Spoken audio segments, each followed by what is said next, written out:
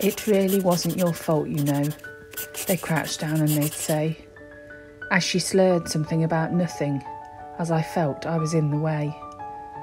"She just can't look after you right now," they'd say as she passed out on the bed. "Just be a good girl, she'll get better," as a hospital stitched up her head. I watched all their reactions. They thought I was too young to see. But each time I heard the click of a can, I thought it was because of me. She said I just needed to quieten. She said I was causing her stress. If I didn't do well, he'd get angry, so I learned at all times to be at my best. And as I grew, I learnt how to please you. I'll make everyone smile and at ease. I'll show you all I'm not damaged. I'll keep trying to hide Mum's disease.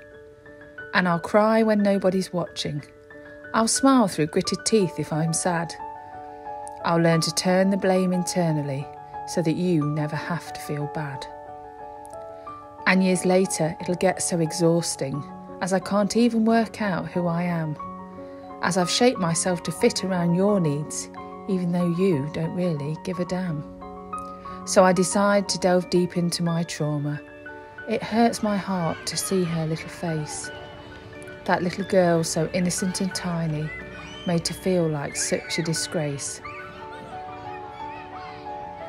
And I hold on to her so tightly, as I finally see the world from her view. I'd always said I knew I hadn't caused it, but finally I start to realise that it may be true.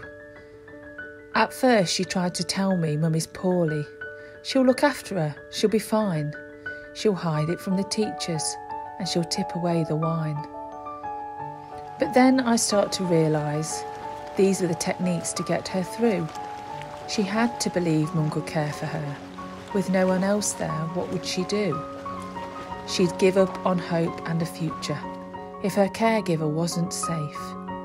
The state of her life would be too much, so instead blaming herself helped her stay brave.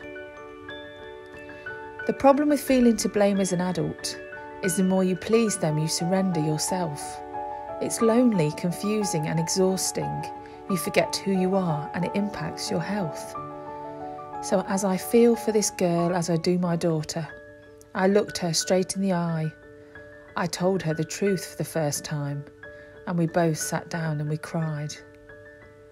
This shouldn't have happened, I told her. Not the drinking, the violence or losing Mum. This has nothing at all to do with you. Together this is something we'll learn to overcome. You simply shouldn't have been there. Let's accept the trauma for what it was. Someone should have kept you safe as a child, and now it's time for our life to change because I finally have my own back now, with clear boundaries of what I need to. It's not easy and at times exhausting, but important to look after me as well as you. And Mum, you'll always be my first love. You are still a warrior to me.